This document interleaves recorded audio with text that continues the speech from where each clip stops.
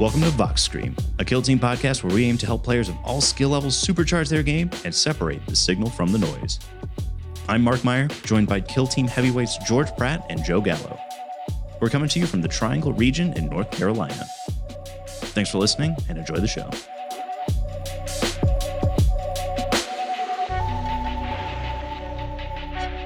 All right, y'all, welcome back to Vox Scream. We got another awesome episode lined up for you this week. We got Joe Gallo and George Pratt. What's going on, guys?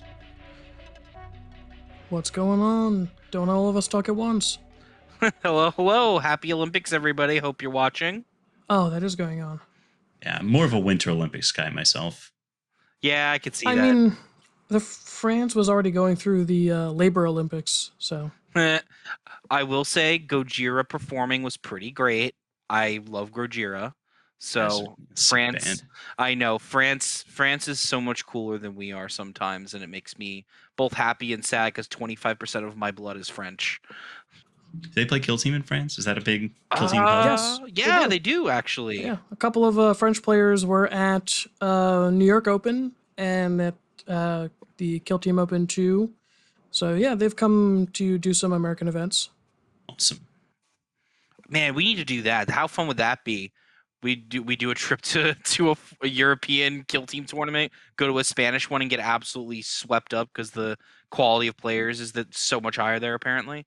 Yeah, I want to go to the World Team Champs that's going on in Belgium, but I'm currently poor, so I cannot afford plane tickets. Yeah, that's, we put it in the pipe. It's a dream, right? Yeah, it's on the bucket list. We'll get there. Yeah, there's always next year, which, by the way, Nova ever approaches. Today is the 28th. We are officially at exactly a month away from Nova. Oh, snap. Yeah, you guys feeling ready? Mark, you going to Nova?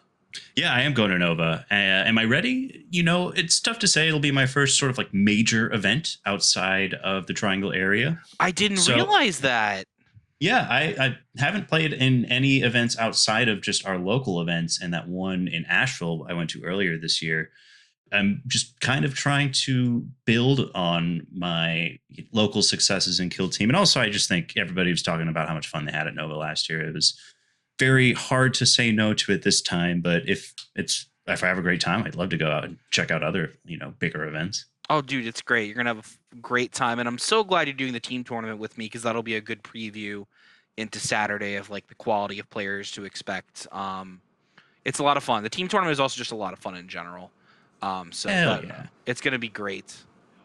Yeah, we got to find a dope name for our team. Yeah, we do. I picked I forget when I had to do this, but I had a team for a different thing, and I just went with the villains just because I thought it was funny. Just because so often I feel like in the community I'm seen as quote unquote the villain, especially when I'm being introduced to people outside the community. Like, oh yeah, here's Joe. He usually does very well. Avoid him like the plague in the tournament. And I'm just like, okay. Yeah, no, I do okay. I haven't actually technically won a tournament amongst us in like a couple months, actually. Yeah, I mean, you're only by the numbers the best player in our community when you look at the ELO. I think it's just because I've played. It's because I've played in every league since I've started. Like, I feel like that's just because of volume of games, and I also happen to win.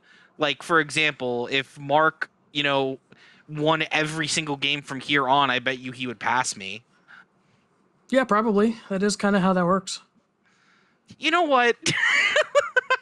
It is what it is. But anyways, briefly before we jump into our games, I wanted to talk a little bit about Tacoma that just happened. Was it 90 players or some crazy high number like that was there? Yeah, 90. That's unheard of for like an American event. So congratulations to them. That's fantastic. First off, and second off, the top 10 was particularly not particularly interesting in my opinion, but was like, I think, extremely indicative of the way things are right now.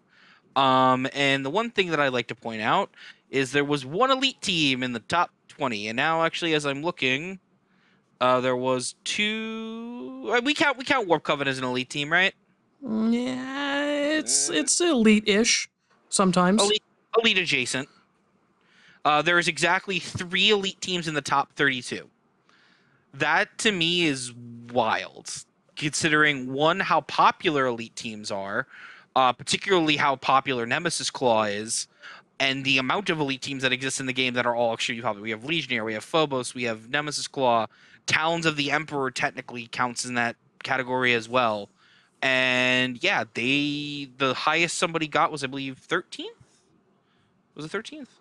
Or no, it was there's a lot of Warp Coven.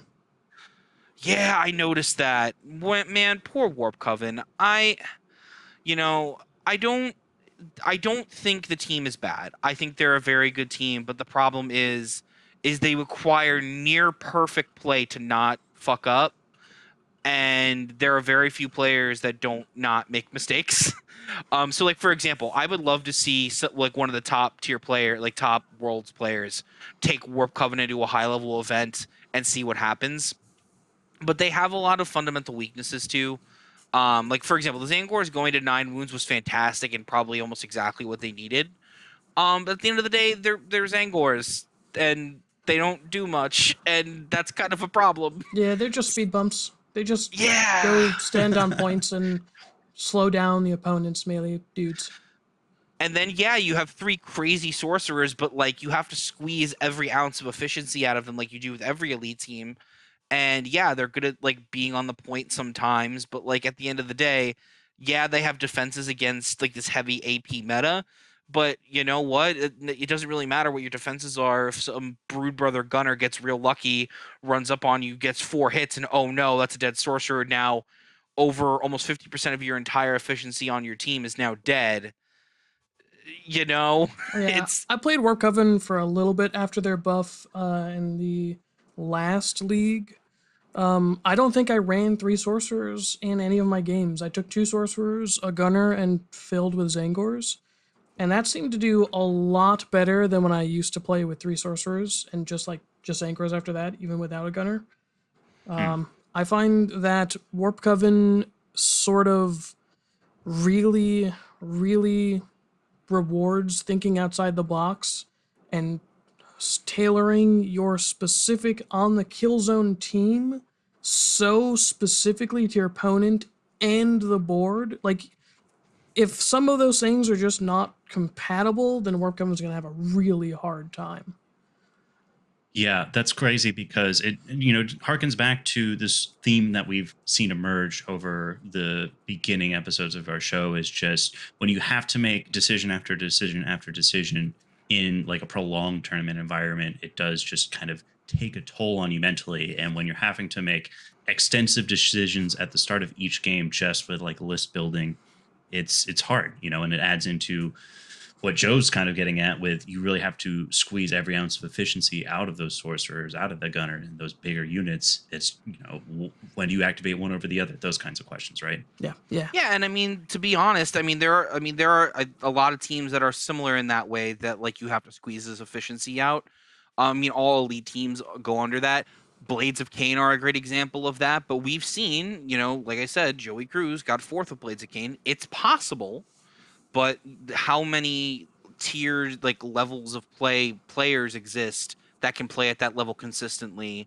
Like the Nova level, there's a handful of players I can count on my hands and fingers that can do that with a good team, never mind a team that we could probably consider mid. Yeah, so what specifically about the US Tacoma Open did you want to talk about? So specifically, honestly, for me, it's just the meta right now, right? So if we look at the top 5, we have Scouts, we have Wormblade, we have Commandos, we have Brood Brothers, we have Mandrakes. That 5 in particular, to me, is the best 5 teams in the game right now. I think amongst that pack, I think it's Brood Brothers is on top personally for me. And I think Mandrakes fall somewhere between 2nd and 3rd for me. Scouts probably fall 5th, and Wormblade is probably neck and neck with like another Horde team that I would probably go with, like maybe Blooded. And then you have like obviously your wild cards like Corsairs is in there randomly, right? But for me, I feel like we're 1 or 2 adjustments on teams. to having the perfect meta. Like, I really think if we just tune Brood Brothers just a little bit down, if we tune Mandrakes just a little bit down, if we put scouts, give them 4 or 5 knives, maybe take away the extra body and give them the leader buff everyone's been asking for, they'll be fine. Just do that, and I think we'd have like just the perfect meta. Like, we're right on the cusp, which is ironic given we're about to potentially be going into another edition, and how I don't know if I would call this funny, but how ironic would it be if they did that adjustment and then fucked all of it up with the new edition to have just the touch of greatness in front of us, to have it ripped away from us in true GW fashion. I mean, you said it. It'd be true GW fashion. That is what they do, especially in Big Hammer. But that game is so entrenched currently that they can get away with that. I think they realize that Kill Team is a really good game the way it is right now, and they're going to hold off on giant changes to the system and the teams until, I don't know, 3rd or 4th edition of Kill Team. Yeah, I think that's a fair assessment. But do you guys feel the way I do, like, that we're just on the cusp of a near perfect meta? I think as far as any game that is asymmetrical goes, because Kill Team is not chess, it's not checkers, not everyone has the exact same pieces, the exact same rules. And so in any game with asymmetry, there will never be perfect balance.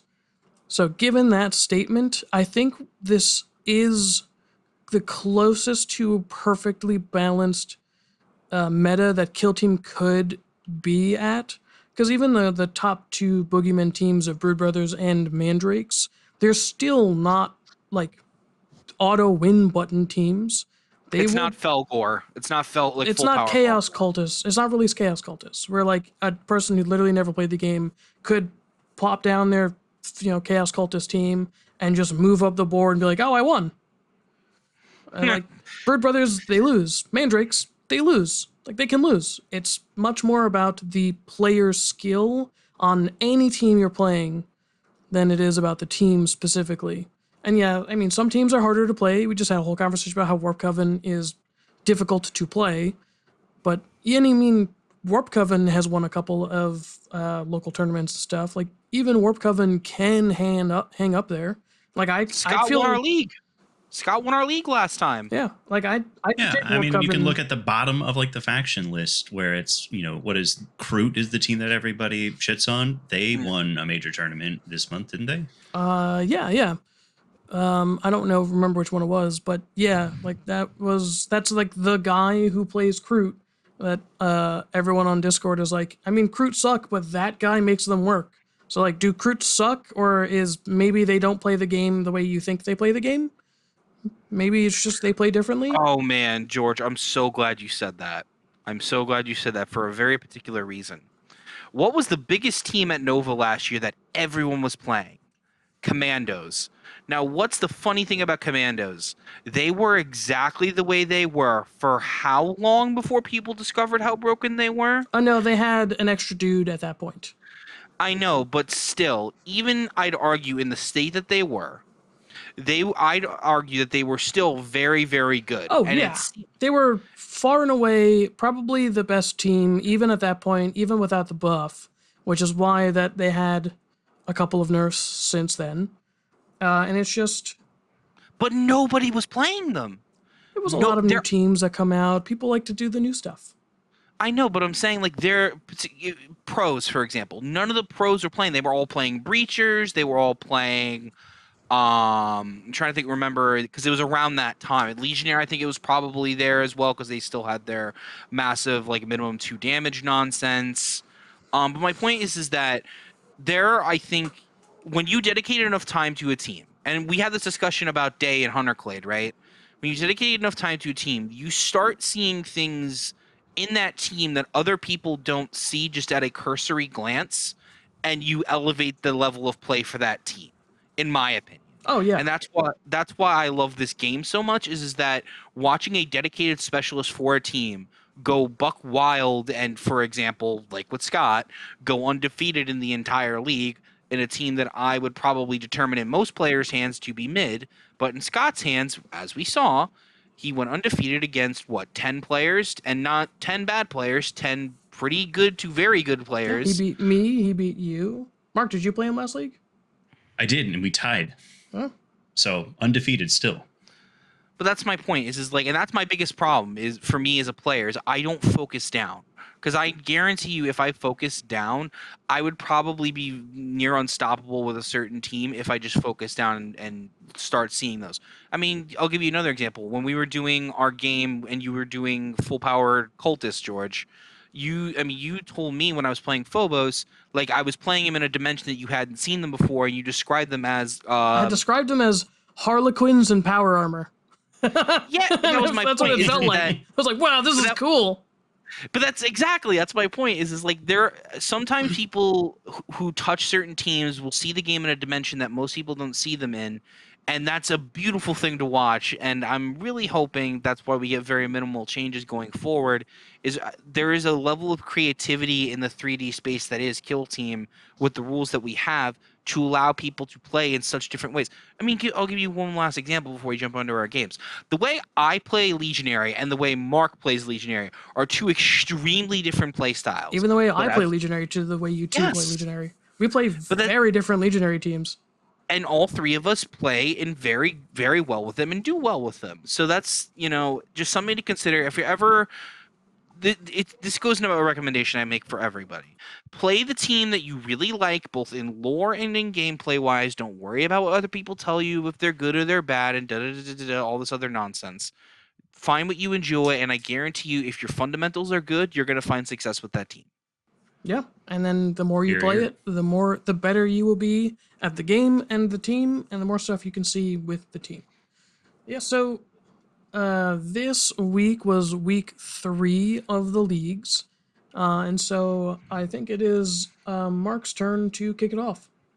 So the information for this week, we've got the map is number 7 Junction. The game type was open board, and the mission was loot. And my game played against Zach and his Exaction squad with my Gellerpox. And I got to say, this is a matchup that I was pretty nervous about. This is a team that when I look at it on paper, it seems like they've got everything that would be just so good against Gellerpox. They've got shotguns that can fire into engagement range. I can't hide in engagement range. They've got guilt reveals itself, so I can't even hide behind heavy cover and be safe. They've got shields that, parry 2 dice and always fight first. Yeah, they have a lot of crazy stuff. Mark, what does a Hulk truly fear? A Marine with a plasma gun, or just a little guy with a shield and a mace? I'll tell you, I think the thing that my Hulks have feared the most is a Shredder and I don't remember, the Phalarch from the Corsairs coming up and double activating and just shooting so many AP2 weapons into a Hulk before they get a chance to activate. Yeah, it's pretty brutal. But it is pretty brutal. But I digress. So needless to say, I went into this with a healthy amount of fear. Zach made some pretty interesting moves, and honestly I think he played an outstanding game. I did end up coming out on top. I think the final score was 18-12, somewhere in that range. I was so worried about the subductors because of just those things you said, George: parrying, fighting first, all that sort of stuff. He took 3 of those. He also took a shield on his leader. He took the grenade launcher, which seems really good. What other stuff was really cool in his kit? Obviously, the Cyber Mastiff is neat. So let's get into the meat and potatoes here. He did a recon dash with his leader up the side of the board, and I was like, I don't really know what this guy's doing. And he won initiative. He decided to go first. He moved his leader up, and then he dropped the Nuncio Aquila token on the objective closest to my drop zone. So it was going to cost me an extra mission or an extra point to do mission actions on there. And so I ended up going down 3-2 on the first turn, which was brutal. I think I saw that when I was preparing for the game, and I just totally forgot about it. Yeah, that's a really good play. That was smart. It was an outstanding play. And then, his leader was concealed behind heavy cover. There was not really an opportunity for me to punish him for doing that. I was just behind. So first turn, obviously, I'm just kind of moving stuff up, getting staged. He was doing much the same. I think we went without bloodshed in the first turning point. So at the start of the second turn, I won initiative, and here is where things got pretty spicy. So Zach revealed his faction tac op. I believe it's called Seize or Incapacitation. Let's see what it's called. Seize or Incapacitate. Pick one enemy, kill them, and then just hang out near the body. Mm-hmm. And he made the 100% right choice to pick my Lumberghast, who is probably the only Hulk who can't do anything useful besides fighting. So he picked that. He also revealed Eliminate Guards, and he effectively turned my best offensive piece into a VP balloon.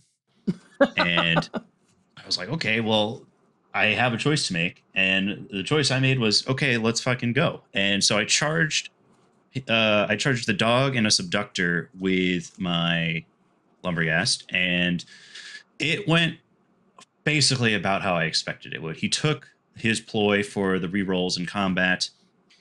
I killed the dog, basically just one-shot it with the D3 mortals and just unblockable, like just a brutal hit on the first go. And then against the subductor, I rolled a hit and a crit, and I was feeling pretty good about that. He rolled 2 hits and 2 ones, and then he re-rolled a crit and just paired me out. And I felt really bad about that because I basically, again, moved this guy up hoping that I could get 2 kills, and I was just stuck in combat, and I was like, man, this is very bad. Other things of note that happened here. I lost 2 Hulks in the second turning point. I was down bad. I ran the Flesh Screamer up to get some kills, and he just took a bunch of shotgun fire. Took a crack grenade to the face. Damn, that's some pretty good. Killing 2 Hulks in one turn, that's some good firepower. Yeah, it was very good. Yeah, I'm very afraid of these P1 shotguns. They get they get the Cult Ambush reroll when they're within 4 inches, which he was pretty much every time. He did a very good job of staying outside of 2 inches to roll all of his dice, but being within 4 inches to reroll all of one number. Yeah, so Cult Ambush only works on the melee dudes. For all the shooting, it's just balanced. Oh, you're right. Yeah, I mean, he was still very good at being within 4 inches. Yeah. Get P1, hitting on 3s, balanced. It's a big chunk of damage. The Tac Ops I picked for this game, so I took Tech Infect, I took Eliminate Guard, and then I took... What did I take for the third one? I think I took Robin Ransack. I got my Eliminate Guard target in the second turning point. He got 2 points, one for Seize or Incapacitate, one for Eliminate Guard. And going into the third turning point, I felt very bad. I lost 2 Hulks. He also won initiative in turning point 3. So I was like, this is starting to swing backwards. With initiative, he went after his Eliminate Guard target, which was a mutant who was on an objective. He went within 2 inches to try and ignore cover, doing so proccing Techno Curse, rolling 1 less dice, and that guy made it out with 3 wounds. Very, very fortunate. I rolled well enough there. And then I got to try my first carpet bombing play with the mutants. That was awesome. It's something that people have talked about to me for a while, and I haven't really tried because opportunity hasn't presented itself. And also I'm just kind of in the mindset of Hulk charge where, that sort of thing. But I just bombed 3 dudes and they took so many wounds. Yeah, man. Fucking just toss 2 grenades on into the dark and just watch the lethal 5-up just roll in. It was absolutely bonkers. I followed that up with a Volgar double kill, and that really just kind of swung the game in my favor at that point. When I'm thinking about some of the things in this game that like really stood out to me as just really interesting, I think the number one decision I made in that game that really kept me in the game was I had my Hulk split to where I had my Flesh Screamer and Volgar on the left side of the board, and then I had my Lumberghast on the right side of the board, and then I had my Bloat Spawn just kind of in the middle to go and basically back up either side, but my plan was ultimately to probably like push left with him. But after the second turning point, or rather at the end of the second turning point, my last activation was with the bloat spawn, and I was very tempted to just move him left and kind of give up that right flank because things were going very badly over there. But I pushed him over to the right, and at that point, he was able to really just kind of hold that side of the board down. He had his like season incapacitate token over there, and so the bloat spawn was basically able to just sit on top of it almost the entire rest of the game and just hold people in place and stay alive long enough for me to move a bunch of glitchlings and other mutants over there to just have enough APL to contest it at the end of the game. So that was one thing that I think felt a little bit not the sort of thing that I usually reflect on, but I think that if I had gone with my sort of initial instinct to just move him to the left and kind of overwhelm the left flank, I think I might have ultimately lost that game. Other things that really stood out to me. So I think the play is if you're Exaction squad and a Gellerpox person has not used Balut stockpile to shut off stun grenades, you should be taking a lot of stun grenades because a Hulk that's on 1 APL is not going to be doing very much. Yep, stun Hulks are the way you beat Gellerpox. For anyone who can stun take Hulks, stun grenades. And to that point too, I think the Weber is a really good choice of gunner because it's 5 shots, 3 up, 2/2, lethal 5, and stun. So if you're shooting that into engagement range, or rather if you're like in within 4 inches, or if you're close enough to get the shot off into a Hulk who is stuck in engagement range with somebody else, and you get that stun off, it's just going to be massive. I also, one thing that I've been thinking about in the wake of this game with the Exaction squad is I'm really interested to hear what players of the team think is like the ideal team comp because they just have so many more choices than I thought they ever did. There is none. That is one of the most complicated teams to put together a general roster for, never mind putting models on the board. It's like Inquisition levels of complicated. Yeah, I played Exaction for a little bit, and I couldn't tell you. The only people that I was like, these models need to go on the team are the Leash Master and the dog. And like, after that, it was like, what do I do? Who do I put? What's your favorite operative on that team? Oh, man, the Leash Master and the dog. Those things rock. If you can get them off and not get charged by a Hulk in one shot, like get the dog in, then just hit it with hit someone with mortal wounds so they can't run away, and then bring up the Leash Master right behind him and just shock him in the face. It's pretty good. Yeah, I am fortunate that I won initiative in Turning Point 2 because otherwise that dog was definitely about to run up into a big cluster of like mutants and glitchlings and just absolutely wreak havoc on my side of the board. Yeah. Yeah, double charge with the dog into mutants, glitchlings, eat the glitchlings for like 3 mortals, just kill one right out. Brutal. I think one final thought for me on this game was we played on the WTC open board terrain, and I played a couple games. I played that game, and I also played against you, Joe, last Sunday with it, and I gotta say I like it. I really like all the heavy stuff. I like just the way it kind of changes the formula for drawing sightlines in the sense where I think we're all very used to playing on Octarius. The position I've had about this WTC terrain for a while is that it's similar enough to Octarius to feel similarly competitive, but different enough to feel unique and fresh. Yeah, that's exactly how I feel about it too. It's definitely a lot of fun. I like the way it's set up. I like the way that it looks. I think it's a lot of fun. And I hope tournaments start using more of it. Well, before we get into your game, Joe, like I said, you and I played a little bit last Sunday. We played Hearthkin versus Nemesis Claw. That was a pretty fun matchup. That was great. Also, and George, before that, on the Sunday previous, I played you against Brood Brothers to a standstill. Yep. Yeah. So, I guess I'll this is actually a good segue into my game as well because I'm on what 6 or 7 ish games in a row with these guys or something like that. And Nemesis Claw, they're definitely the best elite team in the game. But unfortunately, they still struggle with the main core issue that all elite teams struggle with, in that it is 6 bodies. And unless you roll real hot on those prescience tokens against teams that out activate you, you are going to struggle. Um, Now, that is mitigated by mitigating factors, such as being on Into the Dark, as we showed on our game, George. If you were able to stay out of sight and be very targeted in where you go and get the kills you need and get the points you need, then yeah, you're probably going to be fine. Now, bear in mind, if it's another team that's a horde that's very good on Into the Dark, like Gellerpox, you're going to struggle. And I don't even think the best players in the game can get around that. And to kind of circle back to a point I made earlier, that's why you don't see the best players in the world taking that team or any elite team right now at a high level that is not exactly in Spain because they love their Phobos for some reason. And I don't know what you do about that from a design standpoint. So for example, in our game, Mark, you just have so many threats that just kill my guys outright.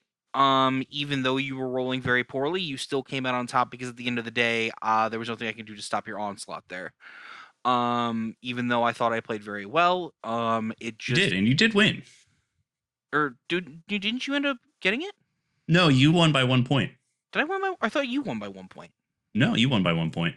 Did I? Oh, I thought I lost that game. Never mind. Yeah, you. I mean, you had said at the time. I remember now. I'm thinking of a different game. Anyways, yes, okay, yeah, and I won that one. And here's that. Now I'm remembering.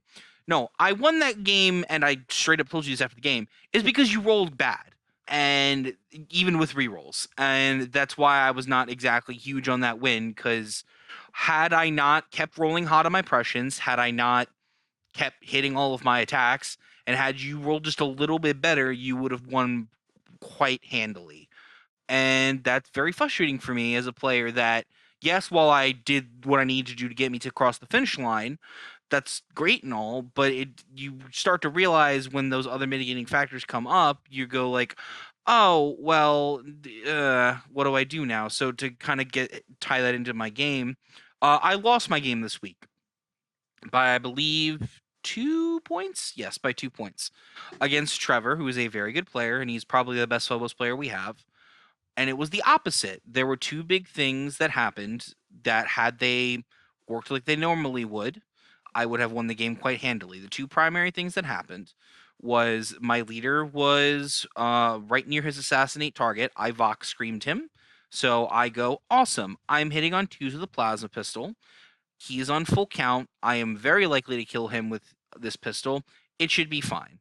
I roll 2 once, and I get him to half. Get wrecked. So that got me 1 point on assassinate, and then my leader was immediately struck down. The other big play in that game was I had purposely moved with my skin thief to be just a little bit exposed and in charge range because I knew his reavers are not going to be able to do much to me because they're 3-4 now in fighting. Yeah, we both have 5 attacks, but I also had the CP in my pocket to give myself Relentless because they're Adeptus Astartes and Imperium, so I can give Relentless to literally anybody on the team. So I'm like, that's fine. I got the rerolls. It's fine. And as it so happened, I rolled 4 1s, picked all of them up and re-rolled them, feeling fantastic about myself. He then proceeded to roll 3 crits and 2 normals. And I didn't roll a single crit on 9 dice.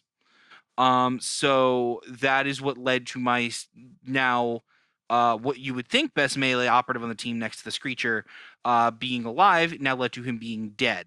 Now, bear in mind, at this point, in the first turning point, I killed his sergeant. I'm feeling great about myself. I got him on prey sight, which was exactly my game plan.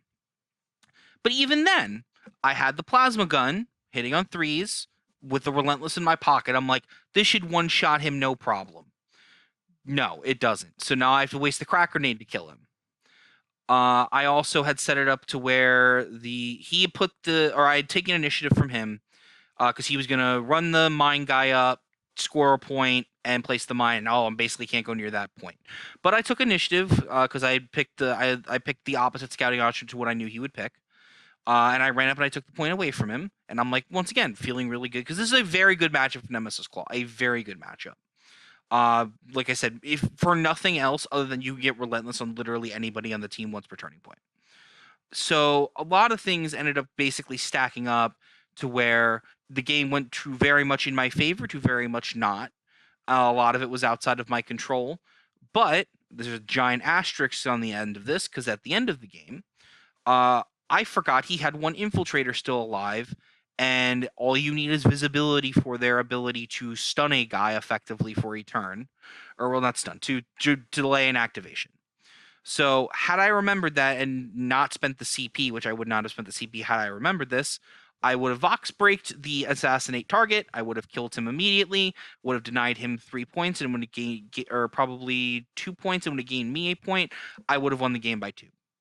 So whatever people say about it, the dice not ruling in your favor, at the end of the day, if you can't bring the goods, so to speak, to the end, you're not going to win that game. And I wasn't necessarily tilted in that game either.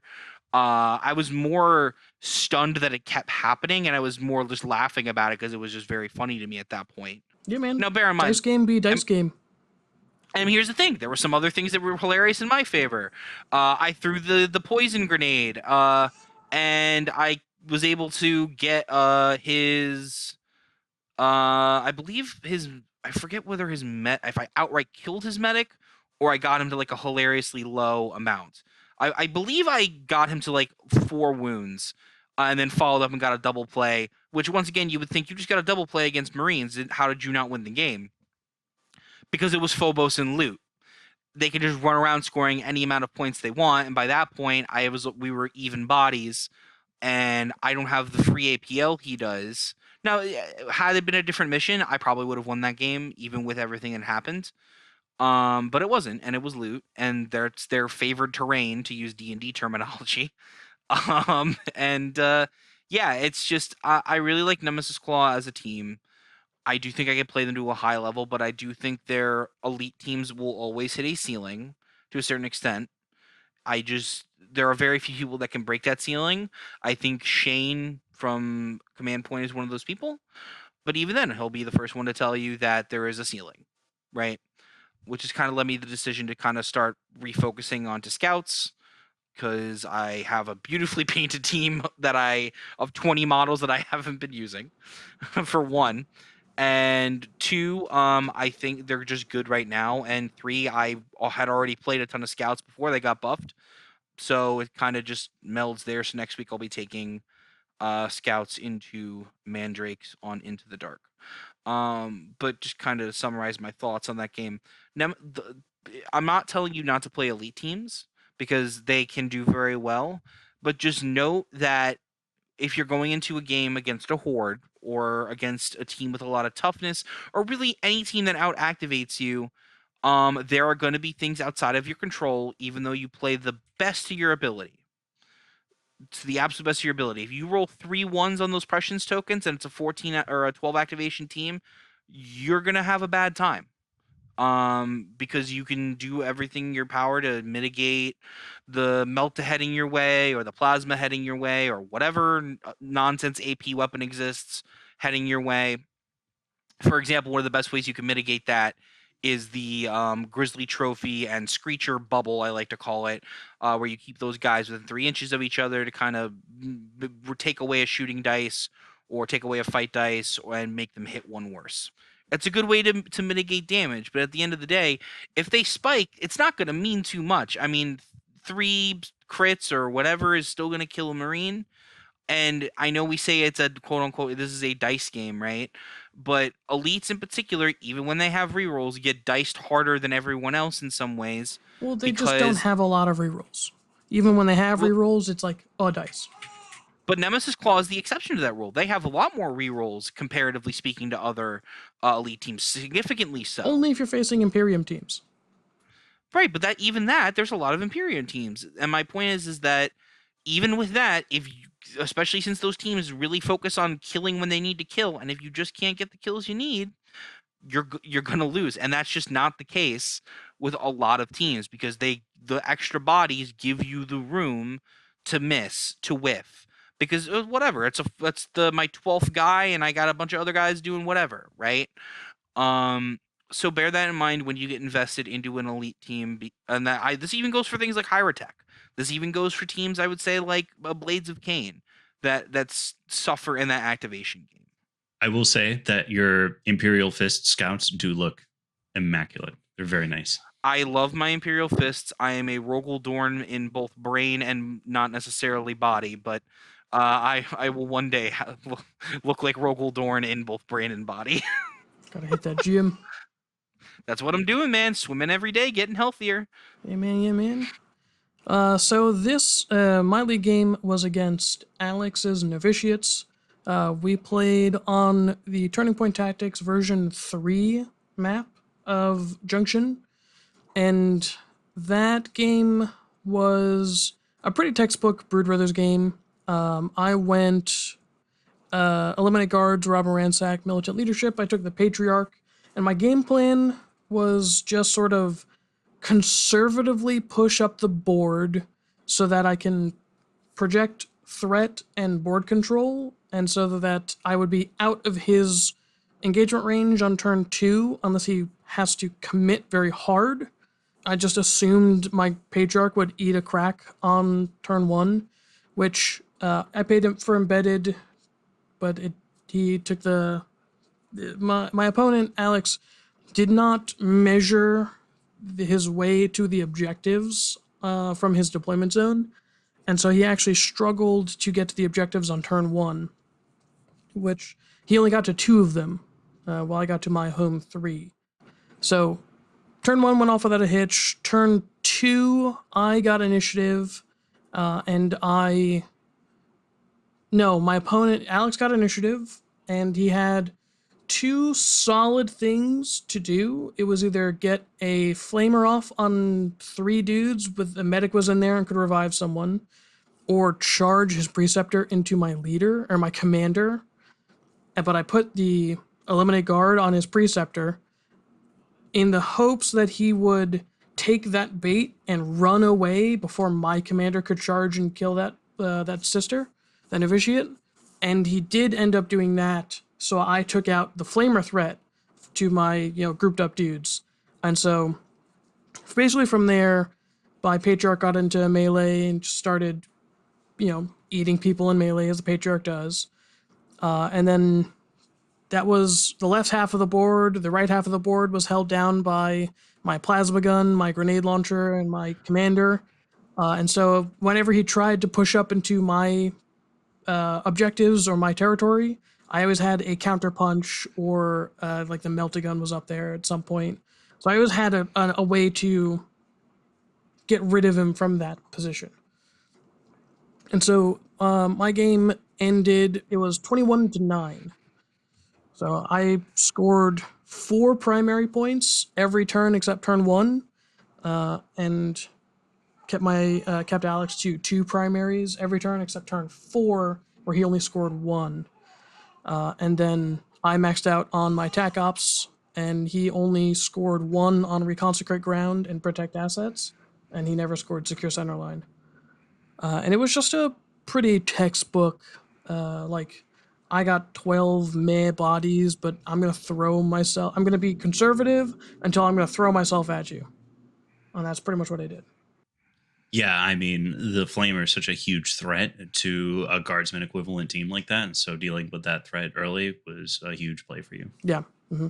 Yeah, the main mistakes that my opponent made was he didn't measure how to get to his objectives and how to be safe doing that. So he skipped out on a primary point on turn 1, and then he ran the eliminate guard target away instead of flaming like 2 or 3 dudes. But I had the medic there in that group who was not a valid target, so who would have revived someone. So even if that did happen, I wasn't super worried about it. It would have been annoying, but I wouldn't have lost the game on that. I'm not sure if you mentioned this, but I'm interested to know what were your Brood Coven selections for this particular game, I just took the Patriarch. What was your thought process? Yeah. You took the Patriarch. I took the Patriarch because Novitiates are terrible in melee, and as long as I can knock out the Flamers, they're kind of bad in shooting too. And I was able to knock out the Flamers by turn 2. I killed them both. And I just sort of waited on the Patriarch until his leader was out of position and just started charging the Patriarch around and eating people. And they just never got a shot off on him. I only took damage in melee. brutal. Yeah. And it's just like Joe was saying about the activation game, is that I leveraged my 12 activations to just sort of wait the Novitiates out on turn 1, and then on turn 2, I did everything I needed to do first, and then when I didn't have anything important to do, I did nonsense using my activation advantage to wait them out again. Yeah, I agree. That's definitely like a textbook way to play a very big team. I definitely did some dirtling with my bugs and whatnot in my Gellerpox game. Joe, any thoughts? No. I mean, honestly, like you said, it was just textbook Brood Brothers game. I think Novitiates do actually have the ability to beat Brood Brothers pretty handily if they're played very well. I think their 2 CP thing for being on points and being able to shoot can be massive if set up correctly. Yep. Their flamers can also be massive if once again set up correctly. And their plasma pistol too is the most reliable plasma pistol in the game, which can be used to take out the threat like the Patriarch. But the thing is you got to be kind of aggressive with her, and that's not exactly something Novitiates are used to doing. And even then, I'd argue not the Patriarch is not necessarily something you even want to engage with. I think you would rather focus on getting objectives, being good at the mission, and killing your little dweebs, because the dweebs are easier to kill than most things, especially with that 5-up save. I mean, hell, even an auto pistol can probably do it in the right circumstances, right? Yeah, 7 wounds, 5-up save, even lasguns are dangerous. But like, I took militant leadership, which is deal 12 wounds and then survive with the Patriarch. So like, if you just don't engage and I just clean up a couple of models, now I've scored 2 points. So what are you gonna do? You gotta. It's the best. It's the best distraction piece in the game. The Patriarch. It is a giant thing that you pretty much have to deal with, and it gets you off your game plan. Yeah, I think it is the best distraction piece in the game. I think you don't play Brood Bros good until you stop using it as a distraction piece and start using it as part of your game plan, though. Which you can very aggressively, I might add, as well. Yeah, which I don't use it as a distraction piece. But again, I don't really take it on open very much. I took it into Novitiates because they can't do anything about it except don't move up the board, in which, yeah, fine, whatever. I'll just score 4 primaries a turn and win. So. And actually, on that point, George, did you hear Mr. Baki, who just took second in Tacoma, took the Patriarch 5 out of 6 games? Yeah, I did. I was actually speaking with him on the Discords.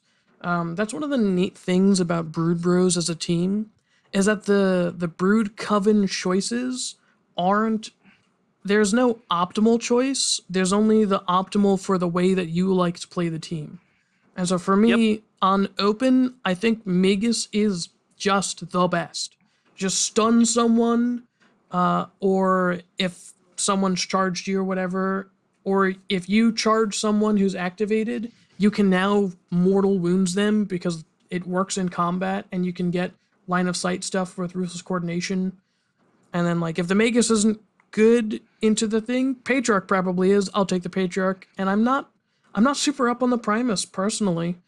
The team has great tactical ploys, but I don't really take the Primus. I'm used to playing this team with the CP that the game gives me. So, like, I don't feel like the Primus is the best in slot, but that's just for my playstyle. All right, guys. Well, anything else you want to hit on? I mean, we've got some fun matchups coming up next week. I know that I'm going into the dark with my Gellerpox. We're going up against Vetgar, playing against Nick. Try and get some revenge for you, George. Not for nothing. I hope he wins. Just because I want him to. I want the person who beat me to continue winning. That's also fair. Who are you playing at this week, George? I am playing Trevor. So he's definitely playing Phobos Into the Dark. Phobos Into the Dark. I am not sure how that game is going to go. It's going to be nuts. I think you should have that one pretty handily. I mean, honestly, just do what you did against me, and I think you'll probably be fine. I mean, but in our game we played last Sunday was Brood Bros, Nemesis Claw on Into the Dark, and I took the Magus and Interference, and I just basically locked down both edges of the board, as just like, that guy is -1 APL from the Magus, that guy is -1 APL from Interference, and it was super obnoxious. But it was still a tie because I did not respect Space Marines. I have 3 APL. I'm just going to walk onto that point and take it from you. So I could have won that game if I just, instead of debuffing you, I looted first. Which was like, all right, well, I got to loot or I'm going to lose. But that doesn't really work against Phobos because they just Vanguard every turn. It's like, oh no, I have 3 APL still. Hear me out. Is it forces them to spend a CP to wipe out the APL modifications. Oh yeah, and they can do that. Yeah, but I don't really care. I'm just gonna take the Patriarch and just punch him in the face. Okay, yeah, I mean, yeah, that's the ultimate. I mean, ultimately, that's better. Yeah, like I'm not gonna worry about it. I'm just gonna kill Phobos Marines. That's my plan. Yeah, because I mean, the knives do. I mean, 4/5 is laughable into the Patriarch in some ways. Yeah, like and it's everyone else is 3/4 fists. The veteran is 3/5 knife. The Reavers are 4/5 knives. So like he's only gonna take maybe 2 Reavers at most. And you have what 10 activations after that? 11. Is it so it's 12? Twice. Yeah. Oh, right. 11 bodies, Patriarch activates twice. Yep, because that makes it 12. Yep. That's, oh, God, so disgusting. Yeah. So, like, I've got a game plan. I played Eddie today before we recorded Brood Bros on Mandrakes on the same map. And my plan was to throw my Patriarch up the side and aggress on my opponent's room. And then sort of just wait there until turn 2 where the Patriarch opens the door and eats someone. Or I can throw a grenade in there because I did some math out. I can get a dynamite onto the entire objective in my opponent's room. So like if they don't drop smoke. You're talking about the actual dynamite or dynamite. Like the 2D? Yeah. Oh wow. Like I can get dynamite up there. And so that's crazy. If my opponent doesn't drop smoke in that room, turn 1, whoever is on that objective is going to eat dynamite in the face. Yeah, I'm playing Eddie and I'm taking scouts. I'm feeling pretty good about that. I think what I'm going to do is just stay the hell away from the walls, hold down my light barricades, pick one side to battle it out on. Make sure the tracker's on that side so I could ignore his stupid little smoke grenade. And then... yeah, I mean, 4/4 shotguns, 4/6 blades, you clean it up pretty heavily, to be honest.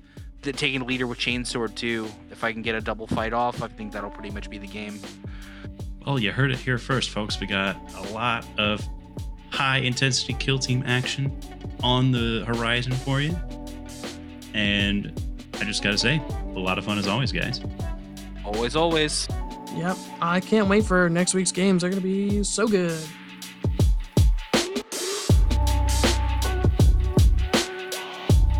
We hope you enjoyed this episode of Vox Screen. You can find us on Apple Podcasts, Spotify, Amazon, YouTube, or anywhere else you get your podcasts. Please follow, subscribe, and leave us a review. Any of those things are going to help us grow. Thanks for listening, and we'll be back soon with another episode.